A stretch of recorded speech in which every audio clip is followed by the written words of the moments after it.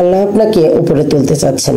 এই 5টি লক্ষণ দেখলেই বুঝবেন আপনার জীবনে হঠাৎ হঠাৎ কেন এত কষ্ট, পরীক্ষা আর অশান্তি আসছে। হতে পারে আল্লাহ আপনাকে ভেঙে গড়ে নতুন উচ্চতায় তুলে নিতে চাইছেন। শুনুন সেই 5টি লক্ষণ যা প্রমাণ করে আপনি আল্লাহর বিশেষ পরিকল্পনার অংশ। এই ভিডিওতে তুলে ধরা হয়েছে আল্লাহ আপনাকে উন্নতির দিকে নিয়ে যেতে চাচ্ছেন এমন 5টি স্পষ্ট লক্ষণ। আপনার জীবনের কষ্ট, পরিবর্তন কিংবা আত্মিক অনুভব হয়তো এই লক্ষণগুলোর মধ্যে একটি। ভিডিওটি মনোযোগ দিয়ে শুনুন এবং নিজের জীবনের সাথে মিলিয়ে দেখুন। লাইক, শেয়ার এবং সাবস্ক্রাইব করতে ভুলবেন না। বন্ধুরা, চলুন এখন মূল সেশনে ফিরে যাই।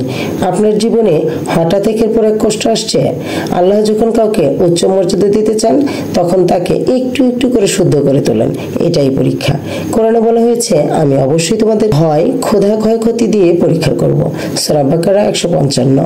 আগে যেসব গুনাহ আপনাকে আকর্ষণ করত, এখন সেগুলোকে আপনার ঘৃণা লাগে। এটাই আল্লাহর পক্ষ থেকে হেদায়েতের আলামত।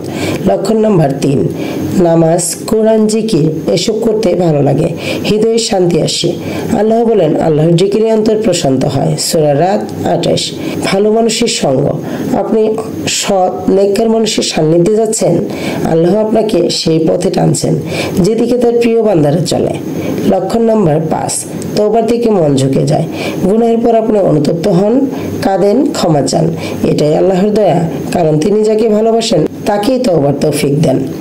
প্রিয় বন্ধুরা, যদি এই লক্ষণগুলো আপনার জীবনে দেখা যায় তাহলে হতাশ হবেন না।